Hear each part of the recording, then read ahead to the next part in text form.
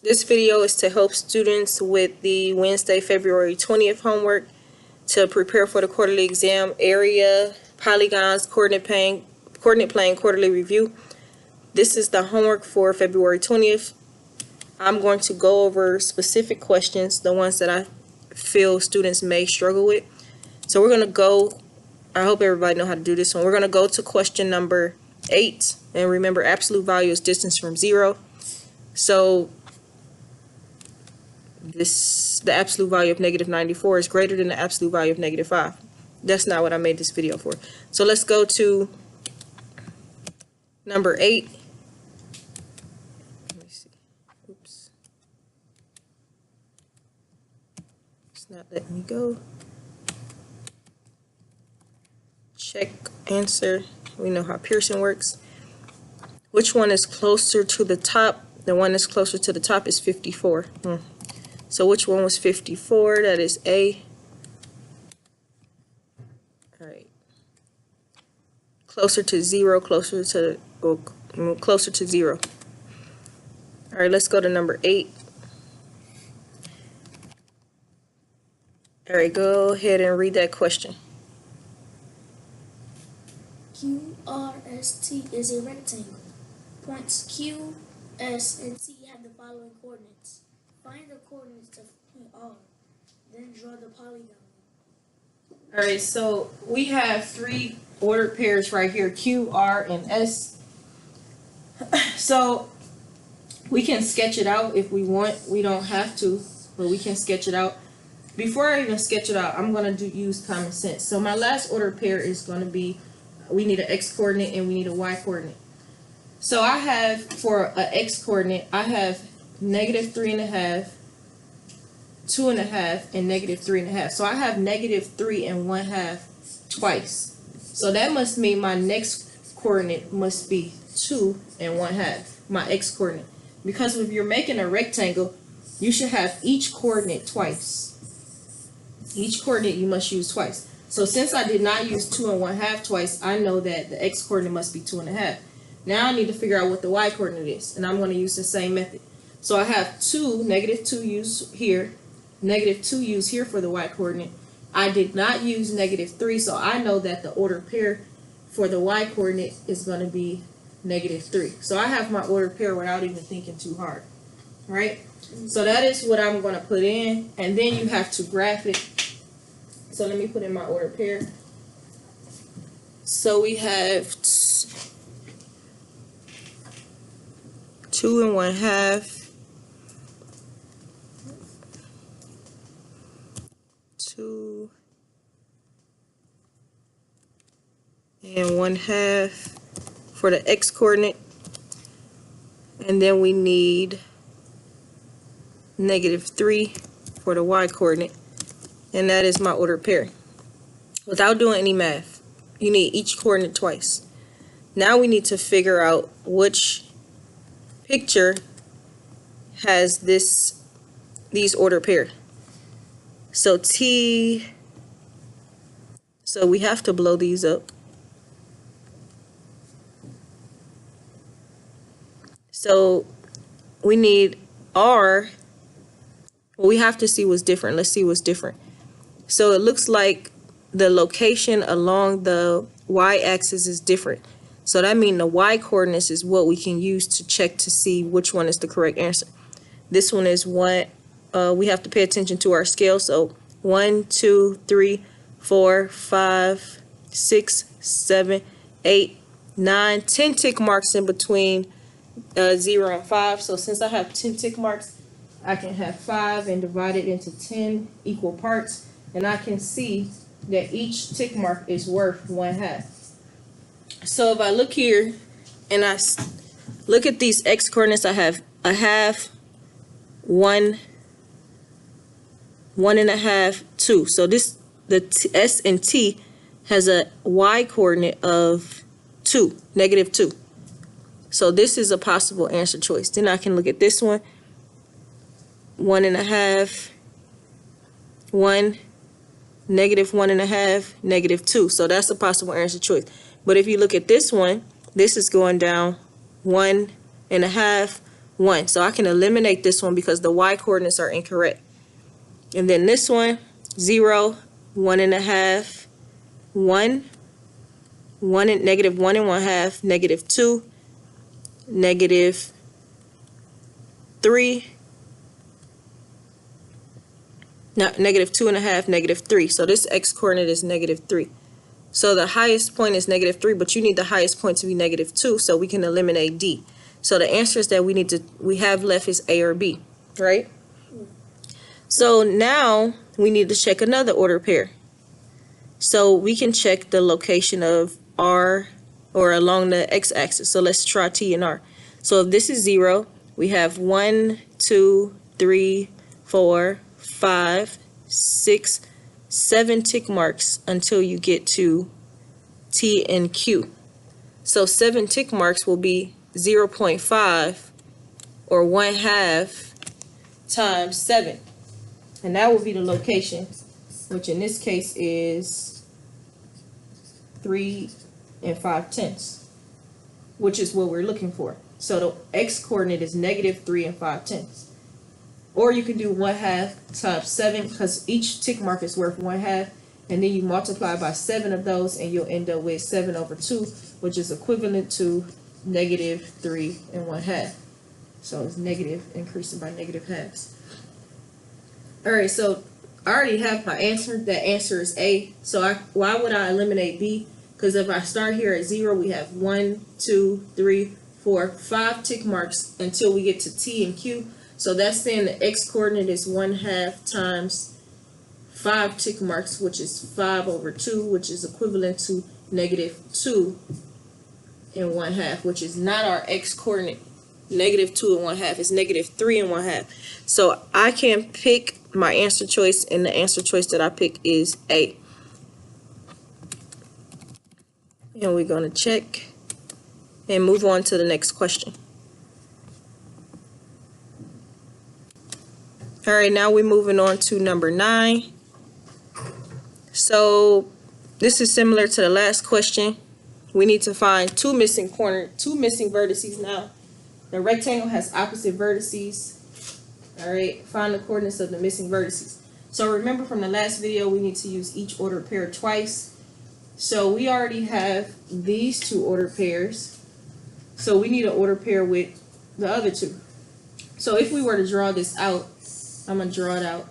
We have 1 7/10 as the x coordinate, and then we have 4 3/10 as the other x coordinate. So I know this coordinate is going to go here. This ordered pair, 1 7/10, and 3 6/10 for the y coordinate is going to go here.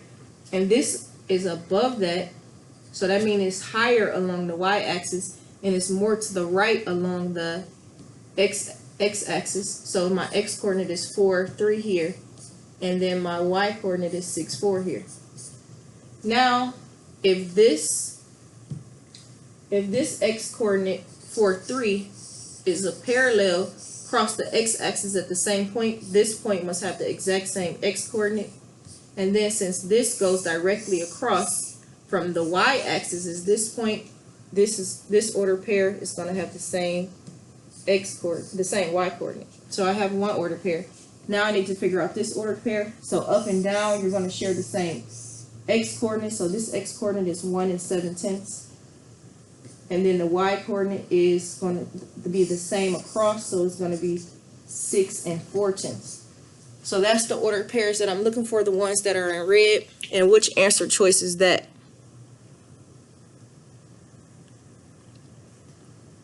The answer choice A.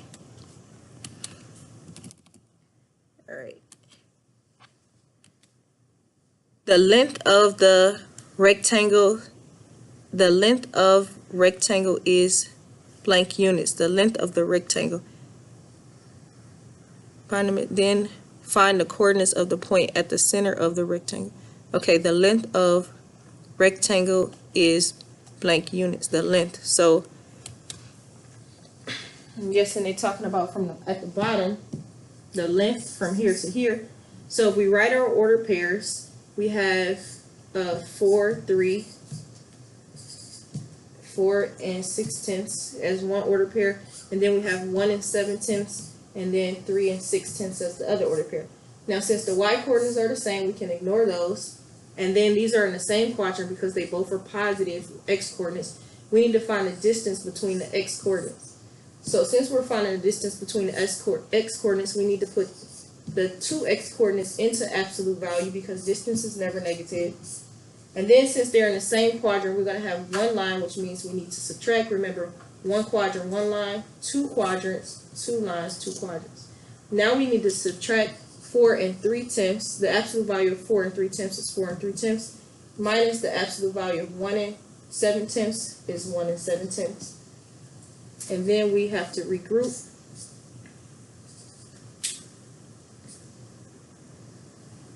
And we get 6. Bring down your decimal. 3 minus 1 is 2. So 2 and 6/10 will be the length of the rectangle. So we have 1 and 7/10. Oh, 1 and 6/10. I put the number in wrong. Okay. 2 and 6/10. There we go. Now what is the width? So now we need to find the width, how high. So we need to use this length here. So I'm going to do the same thing I just did over there. So I'm going to write down my order pairs, 1 and 7/10 for the x coordinate, 6 and 4/10 for the y coordinate, 1 and 7/10 for the x coordinate, 3 and 6/10 for the y coordinate. So I'm using these two to figure out the width. The x coordinates are the same, so I need to find the distance between the y coordinates. Since they're in the same quadrant, I need to subtract the absolute value. So the absolute value of 6 and 4/10 minus the absolute value of 3 and 6/10. The absolute value of 6 and 4/10 is 6 and 4/10 minus the absolute value of 3 and 6/10 is 3 and 6/10. And then once I subtract 6 and 4/10 minus 3 and 6/10, I have to regroup. And this becomes 8. 14 minus 6 is 8. And then 5 minus 3 is 2. So 2 and 8/10 for the width. So let's put that in to see if that is right. 2 and 8/10. And that is the correct answer. And we still have more questions. So the coordinates of the points at the center of the rectangles are the coordinates of the point at the center of the rectangle are. All right, now moving on to this question. Two vertices are the same. We need to find W and find X. So we use the other two order pairs. So the vertices must have the exact same X coordinate if they're up and down, and the exact same Y coordinate if they're across from each other. So we're trying to find W. W is right here. So W is going to have the same exact X coordinate as Z because they cross the X axis at the same point. So Z's X coordinate is 1 and 3/10. So that's going to be my W X coordinate. And then the X coordinate of W the Y coordinate of W is going to be the exact same as X because they cross the Y axis at the same point, which is in between 2 and 3. And that point is going to be the Y coordinate of X, which is 2 and 6/10. Then I need to find the order pairs for Y. So I'm going to come here and I'm going to use the same X coordinate as X because they both cross the X axis at the same location in between 4 and 5. So it's going to be the X coordinate of X, which is 4 and 3/10. Notice I'm using each one of my order pairs twice. What's left? This one right here, so that must be the Y coordinate. Anyway, so now we need to find the Y coordinate of Y. So these two, Y and Z, cross the Y axis at the same exact location in between -1 and -2. And that number is this number from this order pair, which is -1 and 4/10. Now remember, rectangles need to have two sets of parallel sides, so the lengths are going to be exactly the same. That's why you need to use these same numbers and not what you think the numbers are. So let's go ahead and put these numbers in. So for W, we have 1 and 3/10 for the X coordinate. and 2 6/10 for the y coordinate. And for y, we have 4 3/10 for the x coordinate and negative 1 4/10 for the y coordinate. And that is how you complete this type of question. Now the question says, what is the length of w and x? So we use our distance formula. So w, the order pair for w is right here, 1 3/10 for the x coordinate, 2 6/10 for the y coordinate. And then my order pair for x is 4 3/10 for the x coordinate and 2 6/10 for the y coordinate. So my y coordinates are the same, so I need to find the distance between my x coordinates. Distance is never negative, so I'm going to put both of those numbers in the absolute value. The higher one, the absolute value first, and then the second one that's higher in absolute value. Since these are in different quadrants, I need one line, so I'm going to subtract. The absolute value of 4 3/10 is 4 3/10. The absolute value of 1 3/10 is 1 3/10. And then I have to subtract 4 3/10 minus 1 3/10, and I end up with my answer.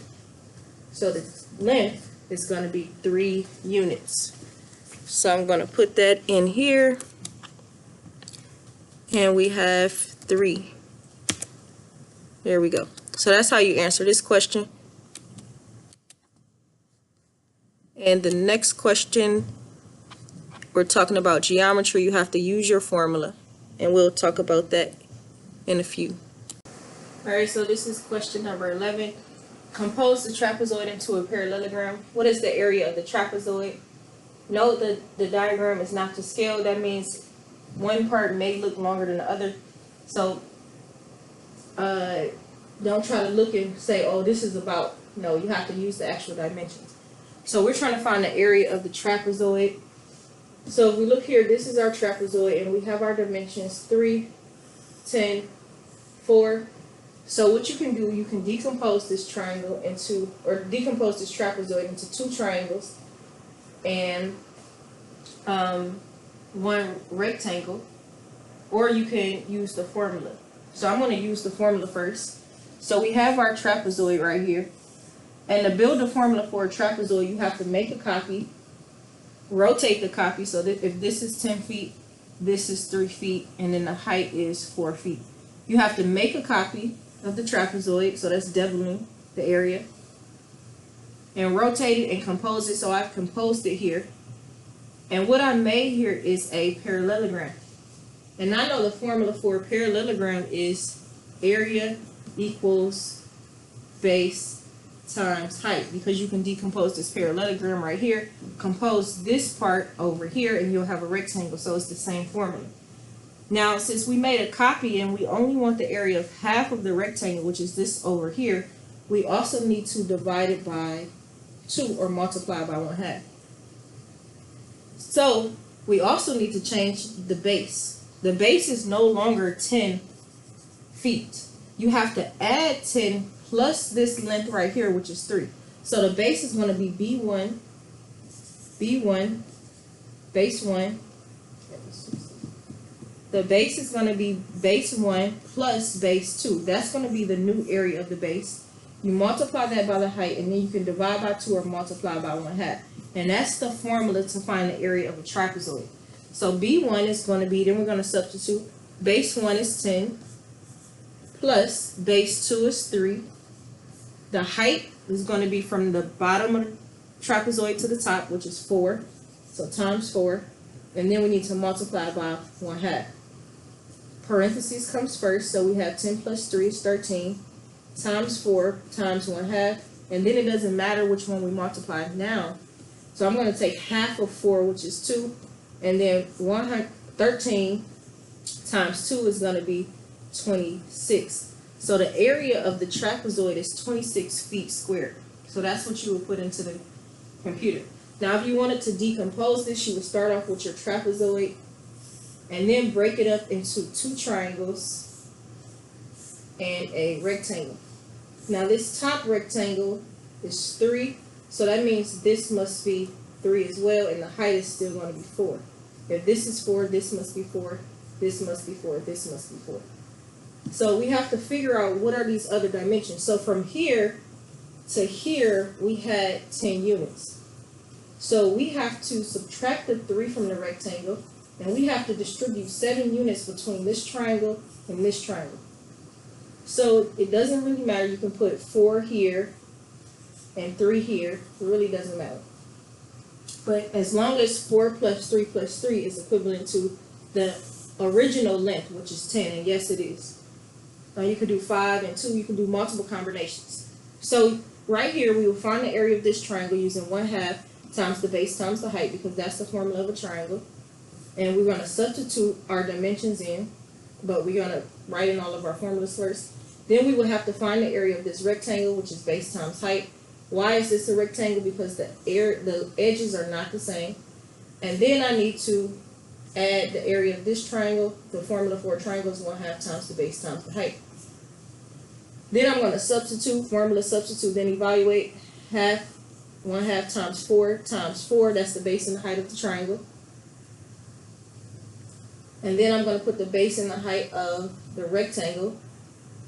And then I'm going to put the base and the height of this triangle. And then I'm going to add it all together and find the area. So 1/2 of 4 is 2 times 2 equals, 2 times 4 is 8. So the area of this is 8. And then 4 times 3 is 12. So the area of this part is 12.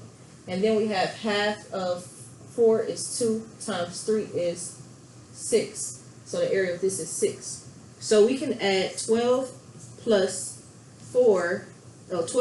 8 plus 6 to get the same exact answer, 26.